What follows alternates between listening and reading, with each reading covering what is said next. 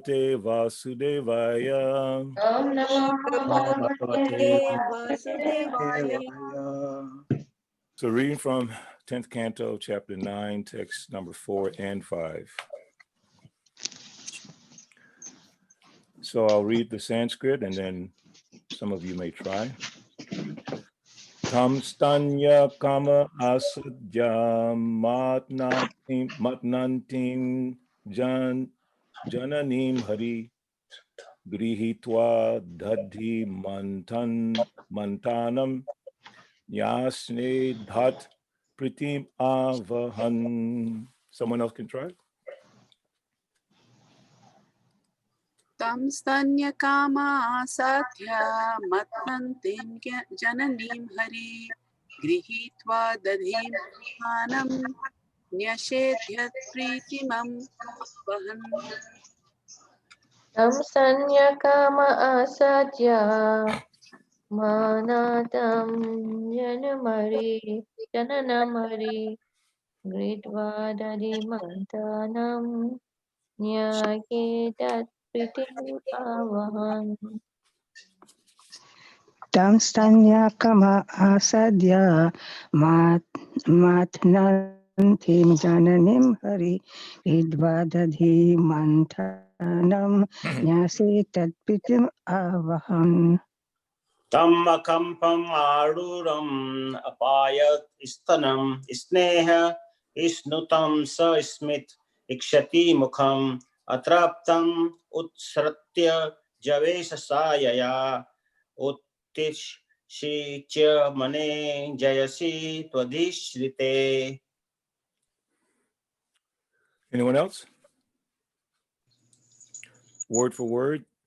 Tam unto Mother Yashoda, Stanya Kama, Krishna, who was desiring to drink her breast milk, Asadya, appearing before her,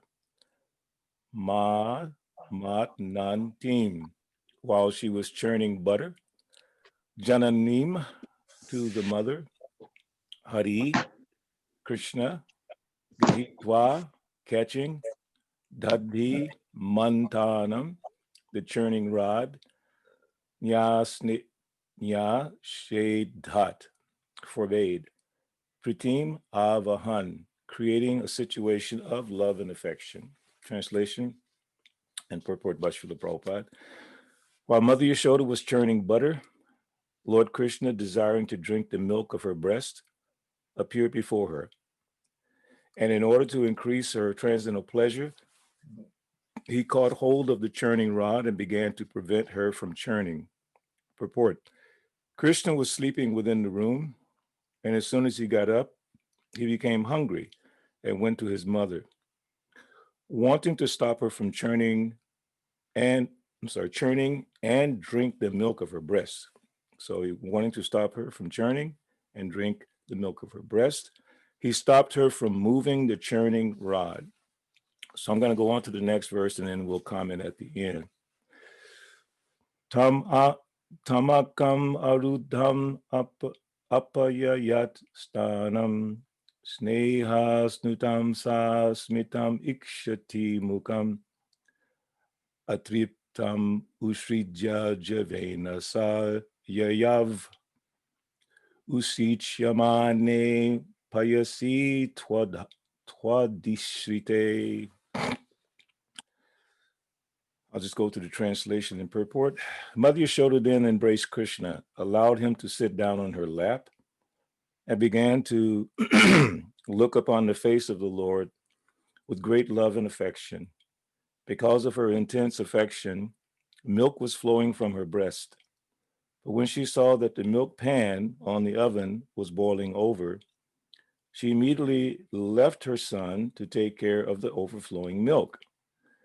Although the child was not yet fully satisfied with drinking the milk of his mother's breast. Purport. Everything in the household affairs of Mother Yashoda was meant for Krishna.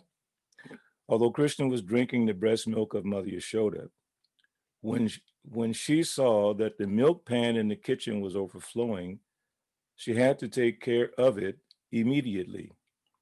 And thus she left her son, who then became very angry, not having been fully satisfied with drinking the milk of her breast. Sometimes one must take care of more than one item of important business for the same purpose. Therefore, Mother Yashoda was not unjust when she left her son to take care of the overflowing milk. On the platform of love and affection, it is the duty of the devotee to do one thing first and other things later. The proper intuition by which to do this is given by Krishna. Tesham satata yuktanam bhajatam priti purvakam dadami buddhi yogam tam yena mam upayanti te. Bhagavad Gita chapter 10, text number 10. In Krishna consciousness, everything is dynamic. Krishna guides the devotee in what to do first and what to do next on the platform of absolute truth. Om Agyanatimirandasya Gananganan Salakaya Chaksum Militam Yena Tasmai Shri Gurave Namaha Shri Chaitanya Manopistam Stapitam Yena Bhutale Swayam Rupagadam Mayam Tadate Swapadantikam. Srila Prabhupada Ki Jai. So there's 2 points I want to focus on today from the 2 verses that we read. Points are how Krishna increases our devotion, and the second point is how Krishna guides us. So in this first purport, Mother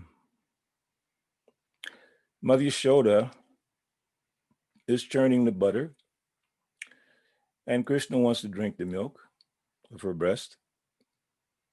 So he appeared before her.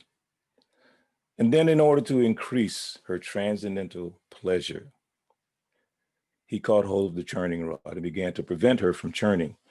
So this is a transcendental paradox, trying to understand this, how Krishna works with his devotees to increase the devotion of the devotee.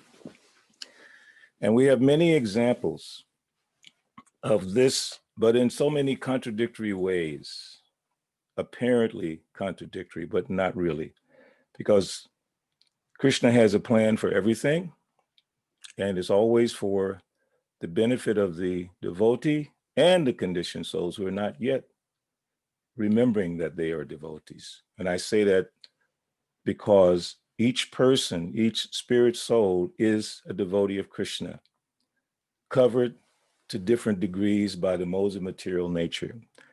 The modes of material nature makes us think ourselves to be this body. And it also makes us think that we are the doers of activities that are actually carried out by nature. So Krishna has arranged everything. Just like a parent sometimes has to correct the child, chastise the child, sometimes test the child, putting obstacles before that child to make them a better person. So similarly, Krishna being the supreme parent, he's the supreme seed-giving father of all living beings. It's the same way, because the propensities that we have in this world are not separate from Krishna. In fact, we inherited all of our quote unquote personal traits, qualities from Krishna, just reflections of Krishna's transcendental qualities. Krishna has so many qualities, 64 in number, and we can have up to 50 plus, just a little over 50 of those qualities, but not in full. Krishna has them in full. All these qualities he has in full. Just like we say the 26 qualities of a devotee. Krishna has all those qualities, much greater than we can ever attain. Of course, when it comes to Radharani, she is so powerful that she can actually, through her qualities, attract Krishna. Madan Mohan Mohani. So all of the things that we can exhibit are coming because of our relationship with Krishna, and these are reflections of his qualities. So in the case of Mother Yashoda and devotees in general, because again, everyone is devotee, just covered by different degrees of lust and material modes of nature. So Krishna wants to bring us back to his lotus feet. So to do that, just like a parent, sometimes he has to put us in a situation which appears to be a problem. And I've quoted this many times. It's a phrase that's used in Christian circles. And the phrase goes like this: when God wants to send you a present, like a gift, he wraps it up in a problem. And that is just to help us understand the dynamic of what's happening. It looks like a problem,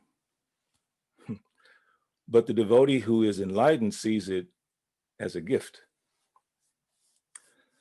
So Krishna appears to sometimes put obstacles in our way through the agency of the material nature, because Krishna directly doesn't deal with us in the beginning. We have to become very Krishna conscious. We'll discuss that in the second point. So Krishna works through his agents, and through his agents, he arranges for us to have these so-called difficulties or obstacles, but for a purpose. As we become more enlightened in the science of bhakti yoga, devotional service, we begin to recognize that Krishna is trying to bring me closer. Sometimes it doesn't feel good, okay? When Krishna does his magic through his agents in our beginning stages as neophyte devotees, it doesn't feel good. What I mean by that is sometimes we have to embrace services that we may not like, that appear to be against our personal preferences, that seem to be very difficult. But because we're in devotional service, it must be for our benefit. I remember so many times, especially on Sankirtan, how difficult it was, many, many times. But all of that combined together helped me become whatever level of devotee I am today, by remembering that this is for Krishna, even though it's difficult. I mean, so many times I went to jail and being accosted by different people, being criticized, called bad names. But through all of that, because of hearing sufficiently, the important thing is to hear sufficiently from the spiritual master, from more advanced devotees, hearing Bhagavatam every day, we reinforce our faith. Don't begin your day without devotional activities, because if you do, it's practically guaranteed there will be difficulties during that day. Why? Because you're going to experience difficulties. We, not you, but we are going to experience difficulties continuously in this life. It's just the nature of this world. Dukkhaliyam shasvatam. Even though we're devotees, we're still in the same place. It's like when I was in the jail. I was still devotee, but I was in the jail, and it's not comfortable there. It doesn't smell nice. The seat, the bedding is not good. It's just horrible. But still, by Krishna's grace, you can remember his lotus feet. So he's giving us all these so-called difficulties to push us to his lotus feet out of love. And if you practice Krishna consciousness, you can remember Krishna is here with me. Krishna is there with me. So don't begin your day without devotional activity. And I'm sure all of you do. Prabhupada says devotees should rise early in the morning. I was just listening to his lecture today from the Srimad Bhagavatam, and he was saying in your country, the seasons are not very good. You know, the winter, summer, all that, it's a little funny. He said in India, the sun rises exactly on time from the east. He said maybe a half-hour variation. He said it rises about 5 in the morning. He said maybe, he said 1 hour difference. No, half-hour difference only. So people naturally wake up when the sun is coming up. And he said they go to the field, they take care of their body, and then they take a bath in the river or the well, or lake, or whatever. And then they begin some spiritual activity, preparing themselves so that during the day, whatever difficulties they encounter, they can think back to what they heard that morning, beautiful glories of the Lord. So the Lord puts his devotees into difficult circumstances. Why? So they can remember him. We know that in the case of Queen Kunti, in Srimad Bhagavatam, she actually prayed to the Lord to put her into difficulty repeatedly. He said, let these calamities, because the calamities that she endured along with her sons were unbearable, unimaginable, what they went through. The house of lack, when they tried to burn them up, demons coming, poison, so many things. And I reflect on that. Any of the mothers that are here on this call can reflect on this. If your child or your children are constantly being harassed, people constantly trying to kill them, how would you feel? Would you ask for that suffering again? You would strive to get free from that suffering. You would strive to make sure it never happens again. Kunti is saying, let it happen again and again and again. And her logic was because normally in the Vedic culture, the ladies or girls did not go to Gurukula as the boys went to Gurukula, but the ladies would hear from the sadhus. Sadhus would come in the village, or Brahmin would come in the village and would speak something, and everybody got a chance to hear. So devotees, the Matajis, they also knew, even though they were not in the official school. So Kunti had knowledge. And she said her logic was why she was saying, let the suffering happen again and again, because it's forcing me to think of you. That's the logic. Prabhupada said, don't do things foolishly. You have to have intelligence. So it's not like some sentiment. She's sentimental. No, she's very intelligent and logical, because when I'm suffering, I'm forced to remember you. That's one part of the logic. The second part is, and by remembering you, I will no longer have to see birth and death. Think of that. Cost benefit. That's what they say in the secular world, cost benefit. So the benefit must, in most cases, outweigh the cost. Okay, you're always looking for the bargain, the best deal. What's in it for me? So she knew what was in it for her and her sons. That if I go through this suffering and I remember you, that is the greatest benefit. There's nothing greater than that. So let that suffering come again. I understand that suffering. No problem. I always give the example of sports and things like that, where they have to endure so much physical exposure. But the more they go through that, the better sportsman or sports lady they become. They always say, like this famous basketball player, Michael Jordan, he shot the ball so many times and he missed it so many times. It's frustrating, but he's still going, and becomes the greatest basketball player practically in history. So how to become a great devotee? You must learn how to endure the confusing, perplexing things that Krishna puts before us, because it is Krishna working through his agents. We want to blame, I know I do. I want to blame everyone for my suffering. And I try to rationalize all of that until I remember, if I have spent time in the morning reading Bhagavatam, Chaitanya Charitamrita, glories of the holy name, chanting Hare Krishna, chanting Japa. If I've done that, then invariably something comes in my mind to explain what this is. What is that something coming into our mind?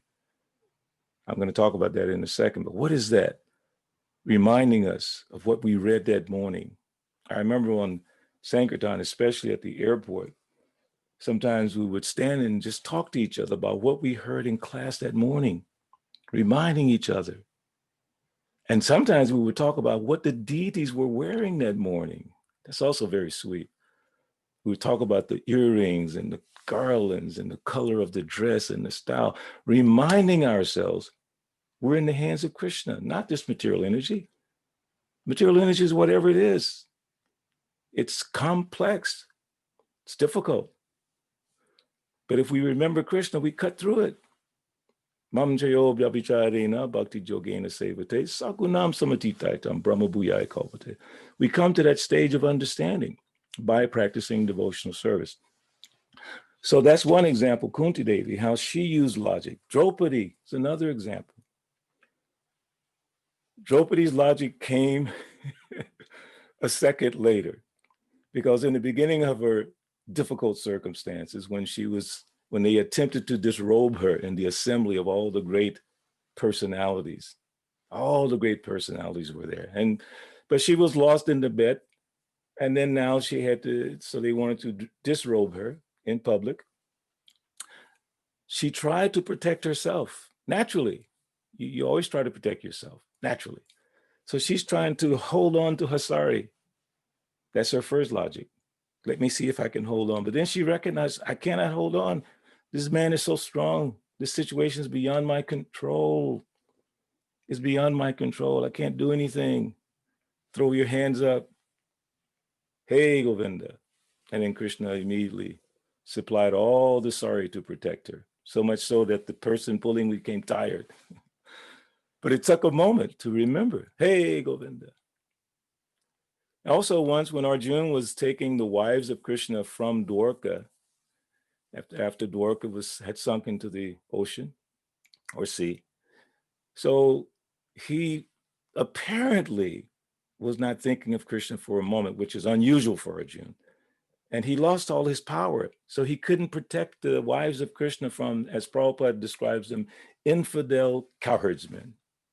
There's more details about that if you read Mahabharata to different places, much more details about where they were traveling through the Caucasus Mountains and who these particular persons were. But Arjuna was not able to protect them because he forgot for a second. Then, of course, he remembered and everything came back. So Krishna puts us in difficulties so that we can remember him. One part of that logic is there's nothing I can do to change this material energy. Nothing. No matter how hard I try to arrange and to set up my parameters and boundaries, there's nothing I can do. It's like in the case of, was it Parikshit Maharaj? When Parikshit Maharaj was cursed to die in 7 days by the bite of a snake bird, so many things he could have done protecting himself, but it was destined. So he said, what is the best thing I can do? What should a person do who is facing impending death? What's the logical thing to do? And the conclusion from all the great personalities, simply hear the glories of the Lord. Simply hear the Lord's glories. So Krishna's constantly pushing us. And another quick example is Srila Prabhupada. We all know how much suffering Prabhupada went through. And the question becomes, he was only doing this for Krishna. Why Krishna put him in that suffering? Old man. He gets on the boat at the age of 69, gets off the boat, he's 70. And on the boat, he had 2 heart attacks. And the boat was constantly, it was not a cruise ship like some of you may have gone on. I've never gone because I don't trust the water that much. so the boat was rocking and it's a freighter boat and oh my God, it must not have been very nice. Why did Krishna do that? This man is just coming, he's leaving the shelter, India, Vrindavan, never been out of India before. Actually, Prabhupada was trying to go to Japan, I believe, before he was coming to America, but ended up coming to America. Anyway, he had never been out of India, never. And now he's exposed to all this suffering. So a logical person would say, what the heck is this Krishna consciousness? Even your guru, your founder, look what, I don't want to go through that. But they missed the point. That was for Prabhupada to become deeper and deeper in love with Krishna. Why? Mahajano yena katasapantaha. So that his followers could follow his footsteps. Followers means his disciples and all of grand disciples and disciples in the future, devotees in the future. We can always look back on what Srila Prabhupada did and the example that he set. Please, we should make sure that we're constantly hearing about Srila Prabhupada. You want to know how to be a devotee? Study Srila Prabhupada. Become a scholar in Srila Prabhupada. So anyway, there are many other examples of Krishna putting devotees into difficulties. Radharani, when Krishna left her in the forest, the gopis were trying to follow them, and they saw the two sets of footprints. Then all of a sudden, there was one set of footprints, and they had all this meditation going on. And they realized that Krishna must have left Radharani. She must be crying somewhere. Oh, they became so sad. So Krishna disappeared. He's so amazing. And when he left Vrindavan, think of the heartache that those devotees went through when Krishna left Vrindavan. It was a pitiable situation. They were crying and falling down, practically dying, but Krishna left. But that increased their love to the point where the gopis were absorbed in Krishna constantly. That's what Uddhava saw when he went to Vrindavan. He saw the effect of Krishna causing pain to the gopis. What was that effect? They were more in love with him. And that love, as Kunti Devi said, that remembrance will protect them from the cycle of birth and death. So think about that during the day. Any other examples that you can think of? Think of your own personal lives, what Krishna has done to you through the agency of material energy that you may have mistaken as a problem. You remember the example I gave in the beginning. When God wants to send you a gift, he wraps it up in a problem. It's only our perception of it. Krishna, why would Krishna do something to hurt you as a devotee? This doesn't make any sense.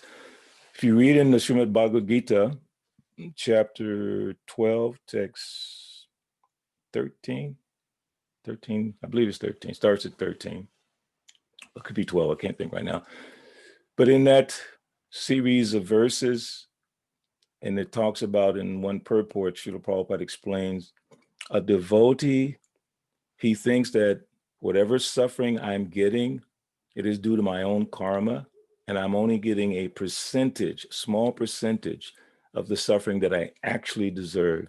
And he never blames another person. He says, this person who's causing me trouble is due to my own past karma.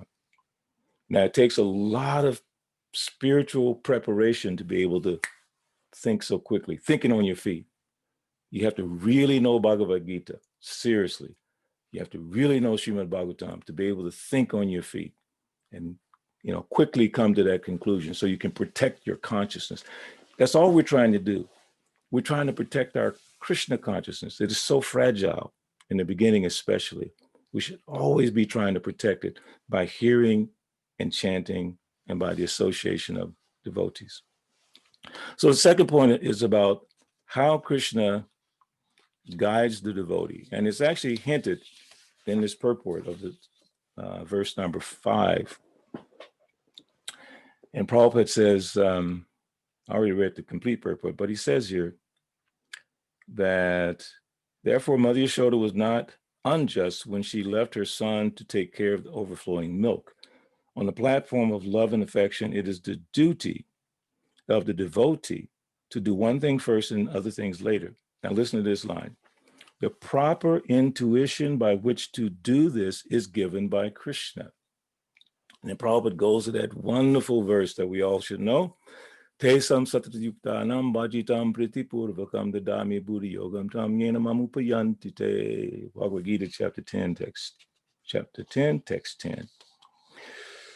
So in Krishna consciousness, everything is dynamic. Krishna guides the devotee in what to do first and what to do next on the platform of absolute truth. So I pulled up a little reference that I want to share, and it also has that verse that Prabhupada just quoted. After one is fully trained by Krishna's representative, remember this, we're being trained. Don't make the fatal mistake of thinking that you're already there. You'll know, we will know when we are there, as Rupa Goswami says, the perfection of the eyes is to see Krishna and Balaram entering the forest of Vrindavan.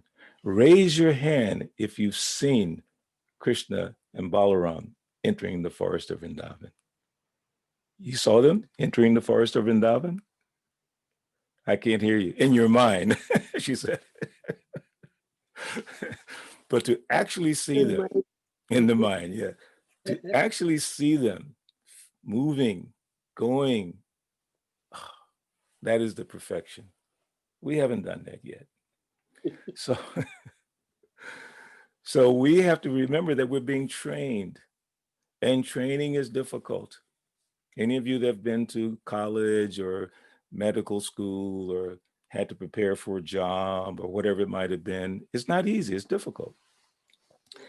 So the training in Krishna consciousness is generally difficult, but we must accept it. Like Srila Prabhupada in the beginning personally trained his disciples. He actually even trained the women how to put the sari on, because American women had no idea what is sari. Prabhupada had to tell them. He taught us how to play mridanga. I was so fortunate when Prabhupada came to Atlanta in 1975, and he sat on his Vyasa-san and he played the mridanga, and he showed us how to play this beautiful mridanga beat that many of you probably never even heard this beat. It's incredible the way Prabhupada played it, and the way he sang, and the way he played the kartals. I remember I believe, Renuka, you were in Chicago, right? In Illinois? Peoria, Illinois. Peoria, yeah. I was just thinking when you said Chicago, because that's what I got initiated in Chicago at the temple there in 1974. There's ISKCON temple in Naperville, right? Naperville? Yes, yeah. But now this Chicago temple is, you've been there, right? The Chicago temple? Yeah. My sister lives in Chicago. My Yeah. sister and her husband, they live in Chicago. So Westmont, Illinois, and her in-laws live in Naperville, Illinois. So Wonderful. I've been to that place, yeah. Wonderful. So the temple used to be in Evanston. So that's the first time I saw Prabhupada giving class, but I noticed how he played the kartals. And I really don't see many people play the way Prabhupada played, the way he rapped the kartals, the way he played. He was training us to follow him. Mahajino Yenagataza Pandaha, how to follow him, so that ISKCON's traditions would not be lost. You know in Bhagavad Gita why Krishna comes. Yada yada dharmasya, glanya bhavati bharata. When religion becomes lost, Krishna comes, or he sends a representative. So everything was confused when Prabhupada came to the West. In India, it was confused. In the West, it was confused. So he did everything so that we could follow Mahajano Yana Gatasa Panta. He wanted us to stick with that. So we should always be thinking, how did Prabhupada do it? What did he do? Because Krishna was directly guiding him, not me, not you. Maybe he's guiding you, I don't know. I mean, he is guiding us. We'll discuss that in a little bit, but directly speaking to Prabhupada, telling him what's the next thing to do. Because Prabhupada at one point, he was in New York, he was thinking, I should just go back to India. Nothing is happening here. Nobody's coming. I'm not getting any property. And then Krishna was in the heart, was said, no, do this, do that, go here, go there, go to the Bowery, the worst place in New York. I want you to go there, live with a hippie who's on drugs. I want you to be there. Prabhupada couldn't understand. In fact, before he even got off the boat, he said, Krishna, I don't know why you brought me to this terrible place. Most of the people are in ignorance, forgetting you. Why you brought me here? Logic. But you must have some purpose in bringing me here. Therefore, nachao, nachao, nachao. Make me dance. Make me dance. Make me dance as you like. It doesn't matter. Whatever you want, you do it. Slishavapada, pinapinashtumam. Make me brokenhearted. Whatever you want, it's up to you. You're always my Lord. You cannot trick me. I know it's you doing it. That's how the devotee becomes so smart. I know it's you, Krishna. You pull back the curtains, there's Krishna. There may be some layers like demigods and all that, but it's still Krishna controlling it. So remembering that we're being trained. So Krishna can become the director and spiritual master of anyone who is serious about getting the mercy of Krishna. There's another criteria. Be serious about getting the mercy of Krishna. This is not something to play with. This is our eternal life that we're talking about. We don't want to become distracted by all the nonsense in the material world. This stuff is temporary. Dukkhalayama Shashvata. Our goal is to become Krishna conscious, to see Krishna and Balaram entering the forest of Vrindavan, to engage in their service. Be serious about getting Krishna's mercy. Pray to him every single day. The Lord sends a spiritual master to train a devotee. And when the devotee is advanced, the Lord acts as a spiritual master within his heart. Again, the same verse. Te sam satadayuktanam bhajatam briti purvakam dadami buddhi yogam tam yenamam upayanti te. Bhagavad Gita 10:10, translation. To those who are constantly devoted and worship me with love, I give the understanding by which they can come to me. And then Prabhupada says, Krishna does not become the direct spiritual master unless one is fully trained by his representative spiritual master. Krishna helps as the guru or spiritual master from within and from without. From without, he helps the devotee as his representative. And from within, he talks personally with the devotee, the pure devotee, and gives him instructions by which he may return home back to Godhead. So there's one example when Srila Prabhupada was being interviewed by a Western journalist, and Prabhupada was talking about this point.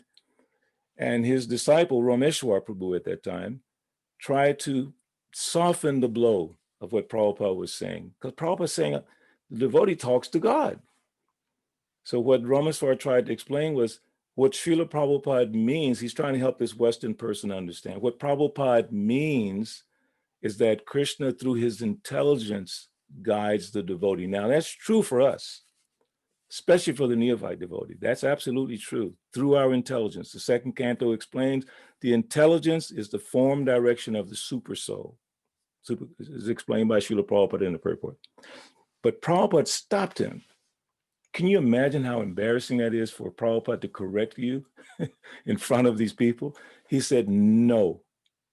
Krishna speaks directly to the pure devotee. So you have to think about that for a second. I was discussing that yesterday with Haryasha Prabhu, how we should hope that it happens to us in our lifetime, that Krishna directly talks to us. I've encountered, especially many Christian people, when they say, you know, God talked to me, I speak with God. So I challenge them. I said, what kind of voice does he have? Is it deep like my voice, or is it very high like someone else's voice? And they look bewildered. No, not like that. So what they're actually saying is the other point, which is the Lord guides them through their intelligence. That's what they're really saying. They don't really know what they're saying. They think God is talking directly. Unless you're a very advanced pure devotee, God doesn't speak directly. But if you're a pure devotee, not only does he speak directly, but the demigods have no more control over your physical activities. That's all done by Krishna. So special. So again, we have to remain fixed at the lotus feet of Srila Prabhupada and his followers and learn the science of devotional service. And I underline one other statement. The super soul, the spiritual master within, directs the sincere soul to the external spiritual master who trains him in devotional service. Otherwise, how did you get here? How did you get into this Krishna consciousness? Even you're from India, you grew up in a family and all this good stuff. How did you get here? Some of you may remember when I gave a lecture in Philadelphia, maybe, I don't know if it's last year, beginning of this year, and I just made the statement, why did Krishna save me? And why did he save you? Because I know he saved me. I know he saved me because I was on a path that was definitely emotionally and physically destructive. I had no reason why I should have made it through the grind of material life. But Krishna plucked me up by way of a devotee. Devotee gave me a book, gave me that connection. Then that attraction started to develop, Adal, Shraddha, Sadhu, Sangha, and the rest is history. So Krishna, through his agents and Krishna within your heart, guided us to the shelter of the Krishna consciousness movement. Unbelievable. We can never repay Srila Prabhupada. We can never repay those who may have connected us to Srila Prabhupada and through Prabhupada's books. We can never repay that debt. So he goes on, he says, when the disciple becomes advanced, the super soul guides him from within. The Supreme Personality of Godhead speaks directly to the individual soul when the devotee has completely purified himself by rendering devotional service. So that's actually the main point. And then the last thing is the verse from Bhagavad Gita. I'll finish with that.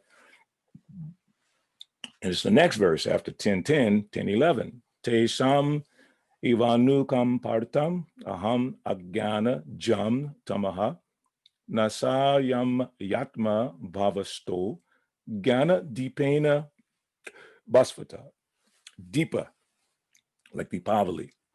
To show them special mercy, I, dwelling in their hearts, destroy with the shining lamp of knowledge the darkness born of ignorance. So that is the special mercy of the Lord, that he's ready to remove all the ignorance through this lamp of knowledge, Bhagavad Gita, Srimad Bhagavatam, all the transcendental literatures that we have access to. So I'll stop with that. Hopefully you have some questions or comments. Anyone? Yes, Renuka, Mataji. This is pretty deep stuff today, unlike your last lecture. Yeah. So my comment on Prabhupada coming to United States, I think like a lot of us, like including, I can't comment on others, but I came with like, with the American dream, like, I'm going to grow in my career. I'm going to get this degree, that degree, and, nice house and all that stuff. But, but Prabhupada came here with a good intention. And it was like a selfless intention. He was not selfish. He was not trying to like, bag the next job or make money or like be famous or something, but his intentions were right. Yes. And if a human being's intentions are right, pure and selfless, and that is to benefit humanity, somehow the whole world aligns to make that happen. Even though there are like lots of obstacles, as you said, like he didn't like the place wherever he landed. So probably his intentions were pure, right, just and righteous, and they're going to benefit mankind. Probably that was the reason why it took off well. Absolutely. I thank you for explaining that so beautifully. So yes, his intentions were pure. Sometimes our intentions are good, but not informed by transcendental knowledge. What I mean is that people want to do good to help others. Here's a nice little story that'll help you understand it, to visualize it. It's called Save the Dress of the Drowning Man. So a man is drowning, and this man with all good intentions wants to save him, but he doesn't have knowledge of what's the real deal in life. So he jumps into the water. He grabs the man's jacket, and he pulls the jacket up and says, I saved him. So let's think about that for a second. Did he save him? No. He only saved his outward dress. So in the human society, without knowledge, we think we're doing good, and we are to, we're trying to do good for others, okay? But we need to know how to do good for others. And who is that other? We look at each other's body. Here's a poor man, here's a hungry man, here's a suffering man. Let me save them. That's a good thing, because in the Bhagavad Gita, chapter 12, same part I was discussing earlier, there's a sequence of verses where Krishna tells Arjuna, the most important thing is to think of me, but if you can't do that, then do this. If you can't do that, then do this. And if you can't do that, do this. And if you can't do any of that, then act to give away the results of your activities. Do good to others. And in the purport, Srila Prabhupada specifically says, a person who has no interest in Krishna consciousness, if they give away the results of their work to help others, like digging a well, and he uses these examples, digging a well, building a hospital, feeding the hungry, that is also good. And that is also counted as devotional service. And then gradually that person will make advancement. So Prabhupada's, the depth of his concern for mankind was so great. It included that, Renuka. It included helping people, but it was much greater because he knew the real person is the soul. So I must give them Krishna consciousness. But in order to give them Krishna consciousness, I have to feed them. I have to make sure they have a nice place. In Mayapur, if those who've been to Mayapur, most of you probably never experienced the original building in Mayapur, but I was fortunate to experience that in 1976. And Prabhupada described why he built that building. If the first time I went to Mayapur, when that building when you first see it, it rises up out of nowhere, because everywhere else is a village. There's nothing higher. It's like village. Then all of a sudden, Mayapur 4-story building rises up. Prabhupada said, I built that building so that the Western devotees would be comfortable. I knew they would not be comfortable like the village people. So I made it very comfortable for them. So he thought about the comforts. And then one time, everyone knows that we started this wonderful Food for Life distribution program, prasad distribution. That was because Prabhupada, seeing little children digging in the thrown out plates of leftover prasadam, Prabhupada was crying. And he told the devotees, he made a proclamation, no one within 10 miles of this temple should go hungry ever again. And since that time, they've been distributing prasadam, and now millions and millions of plates of prasad being distributed. So Renika, your point is very well taken. If not only a devotee, anyone, any person that tries to do good to help others, we should appreciate that. That's a problem that sometimes devotees have, okay? We think if they're not devotees in ISKCON, then they're just finished. It's not true. In one sense, they're going to have difficulty. But if they have a good heart, they try to help others. I gave you the example from the 12th chapter of Bhagavad Gita, Prabhupada's own words. So we should encourage them. And then simultaneously, like the spiritual master, because we don't consider ourselves spiritual master, but like the spiritual master, we try to find some way to connect them to Krishna. We try to think some transcendental. Prabhupada had to come up with creative ways to attract the young Westerners in 1965 and 66, because they were just hippies, most of them, on drugs. So he figured out a way. So I really appreciate you bringing that up, that we should not downplay the significance of doing good to others. That kind of heart is the heart that Krishna's looking. He's looking for people with that kind of a heart. When someone has a heart like that, Krishna's looking for you. Oh, there's someone with a good heart. Let me bring them to the spiritual master. Let me bring them to the devotees. Thank you, Renika. What got me to ISKCON Philly was my life stress, like too much, like unmanageable stress. Like I was like literally like I couldn't take it. Like Wow. I had to rush to a nearby temple. Like so that got me there. But I didn't know I was going to stay this long. Well, you're lucky. You're lucky. Same thing, it brought me there. So 47 years later, I'm still trying to hang on. You know, it just gets better. Believe me, it just gets better. But as when you're sick, sometimes you get a little sick, but if you take the medicine, it gets better and better and better. So in Krishna consciousness, you just keep taking the medicine. The medicine is hearing and chanting and prasadam, of course, prasadam. I've not started my future as well, like how long I'm going to stay, like my longevity in ISKCON, like Philly or otherwise, but let's see where it goes. Taking one day at a time. One day at a time. One Bhagavatam class at a time. Now, I'll give you a little trick that I used to use when I was a young brahmachari, because my mind, I'm in Atlanta, my hometown is 20 miles from the temple. I could go back there anytime. So in my mind, I was always thinking, in the middle of the week, I thought, I should just go back home. It's too hard, you know. But you know the trick I played on myself? Yeah, but let me stay for one more Sunday feast. So that I stay for another Sunday feast. And then by Tuesday, oh, I should just go back home. But then I started thinking about the wonderful prasad. Now let me stay for one more Sunday feast. So that's how I'm still here. I keep thinking, one more feast, one more association. Okay, anyone else? Hare Krishna, Balabhadra Prabhu. Yes, Dronacharya Prabhu. I have a question about intuition. Intuition. Because it talks here, you were speaking about the intuition. Yeah. Purport speaks about it. How do we know when it is Krishna guiding us within? It's our intuition, or it's just our mind's desires that are guiding us? Here, Mother Yashoda had, it says she had a choice. You know, yes. The milk was boiling over, and she was feeding Krishna. She couldn't do both of them at the same time. So we have to make choices sometimes. Yes. And Prabhupada's saying you'll be guided by your intuition, especially in our developmental stage in Krishna consciousness. How do we know whether it's our intuition or it's just maybe our laziness or material desires that are taking over?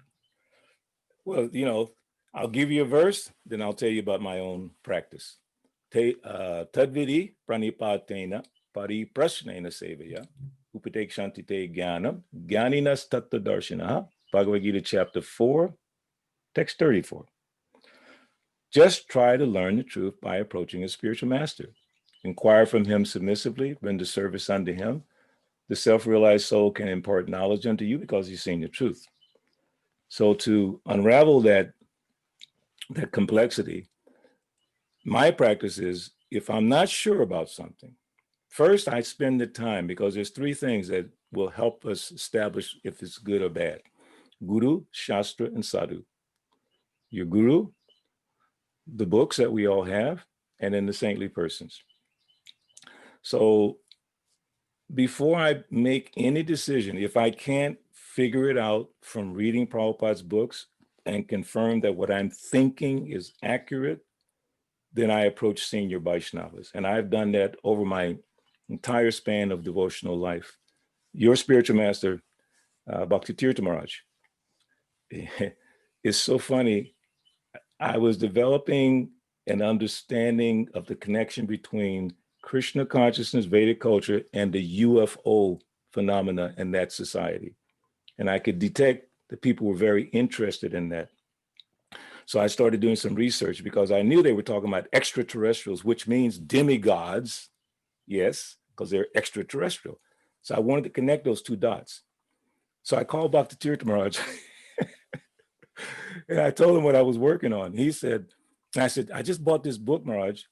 It's called Aliens Among Us by Ruth Montgomery. He said, Balabhadra, what? Because the day I bought it was the same day he bought the same book, because he was doing the same research. He could see that connection. So we bought the same exact book on the same exact day. And in the book, there's a passage where this person named Michael said that he had a realization in the kitchen and he was seeing Krishna. And I was like, wow. So Maharaj and I had the same exact experience. But I didn't go any deeper into that without talking to a senior Vaishnava. And lo and behold, after really understanding it, I was able to bring Sadaputa to Atlanta to do a lecture to that society. They loved it. And I had a lady that I was working with, she put me in her book about UFOs and this and that, how I told her about Garuda. So my point is, I have never done anything, especially so those kind of adventurous little things you want to do in Krishna consciousness, without approaching a more advanced devotee, unless I could really say that Prabhupada said this to do this thing. Like when I started with the interfaith people, I was the chairman of an interfaith group for 15 years in Atlanta. But before I started that, I asked Satsrup Maharaj, Bhakti Tirtha Maharaj, Sarup Damodar Maharaj. I can give you the whole list. Brahmananda, everybody I could reach out to, Bir Krishna Maharaj, Sri Dayananda Maharaj. I asked one question. I said, if a person of another faith prays to God, will there be benefit?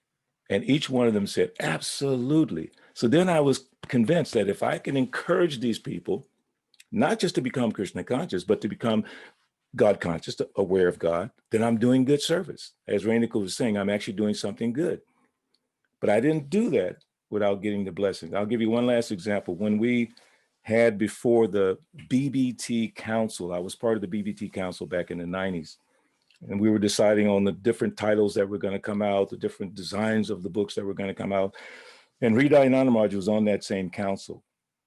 So this is right before, you're going to be reading eventually the Bhagavatam sections that Hridayananda Maharaj and Gopi Puranadana, they did the translation.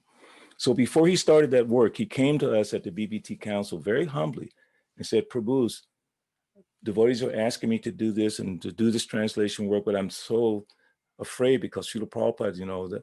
So can you please give your blessing? Do you think I should do that? He's my senior god brother, asking us to give our blessing, because he was following the example of Krishnadas Kaviraj. Before he started Chaitanya Charitamrita, he sought the blessings of the devotees. So my point is, you can be confident if you seek the guidance of devotees that you trust. You must have your own inner circle of devotees that you truly trust, and you can approach them, whatever's going on. And you know what that is, right, Drona? Guyam agyati prichati.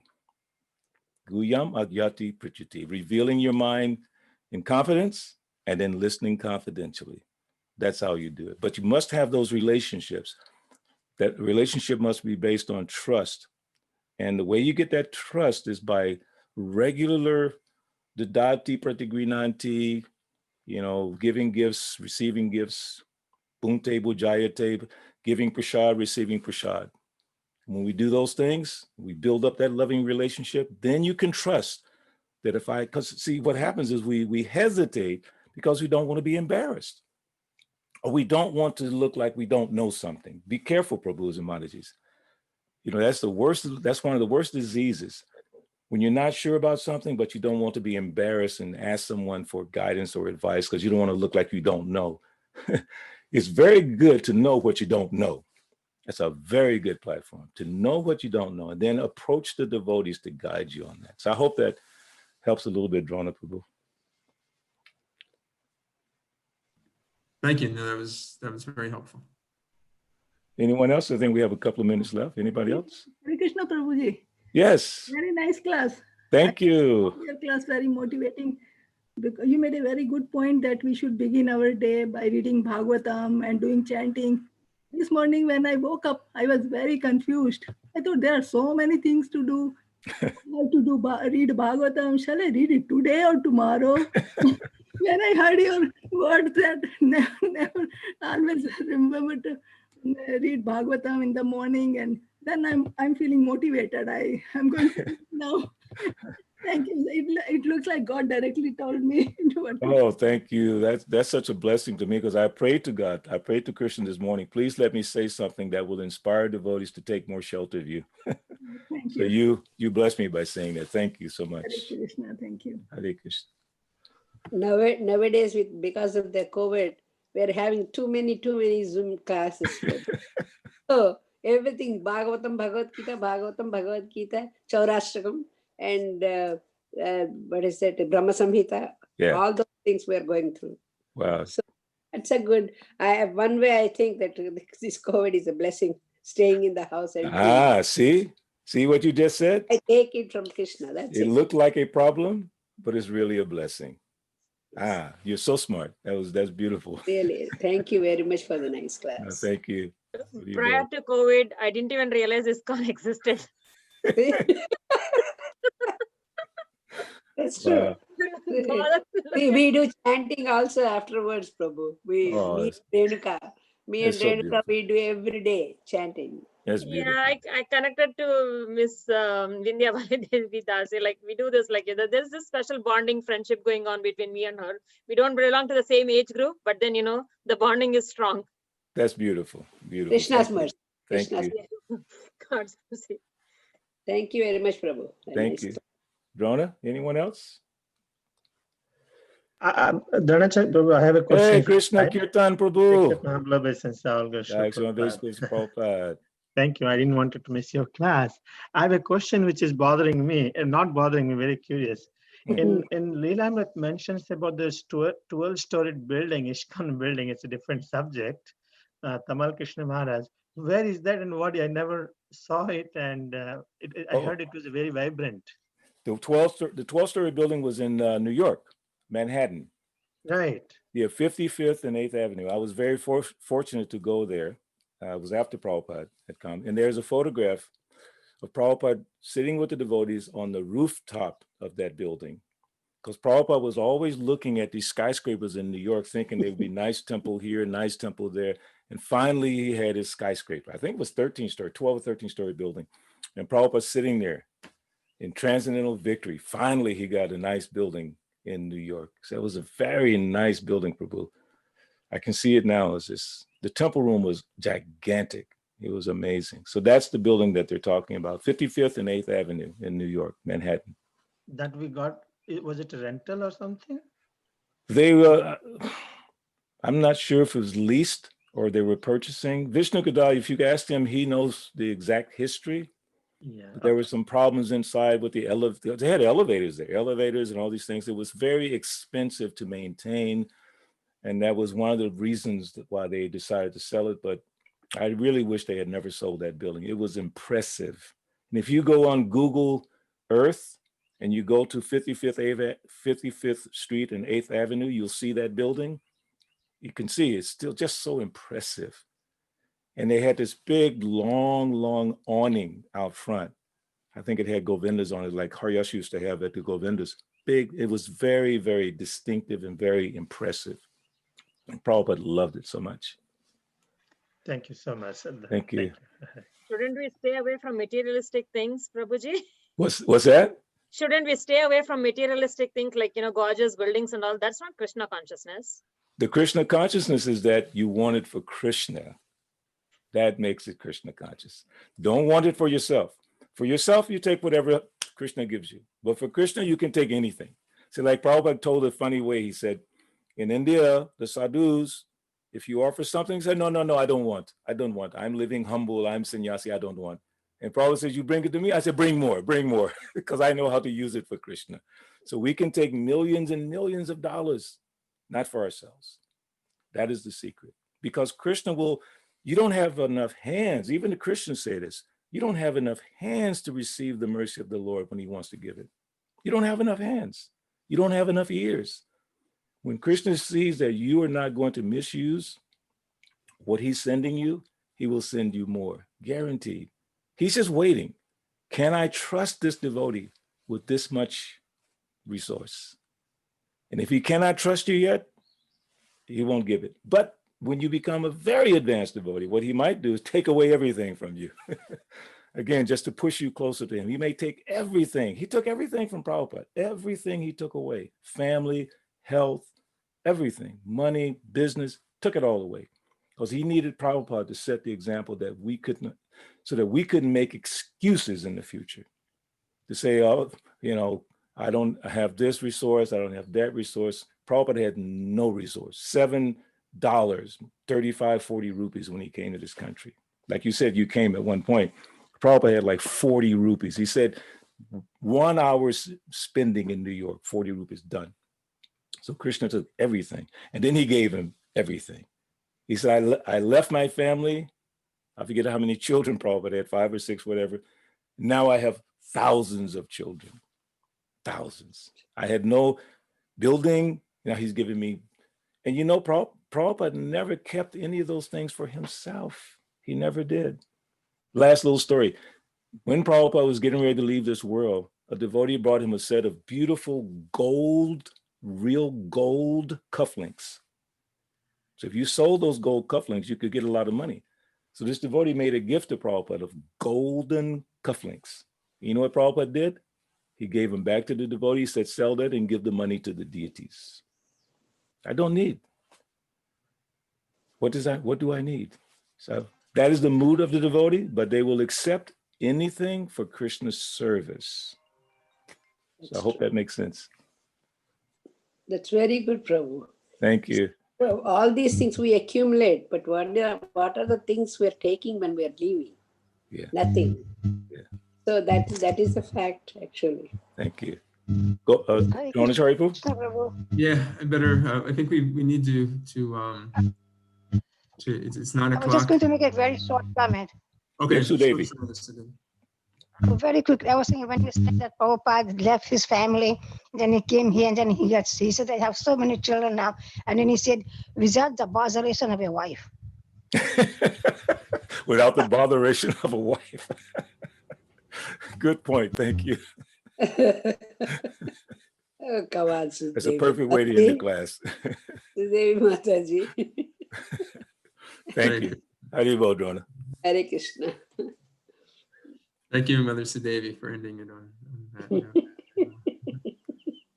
note. Again, Balabhadra, we're extremely grateful for your inspiration and your leadership that you give us. And we look forward to your next class with us in 2 weeks.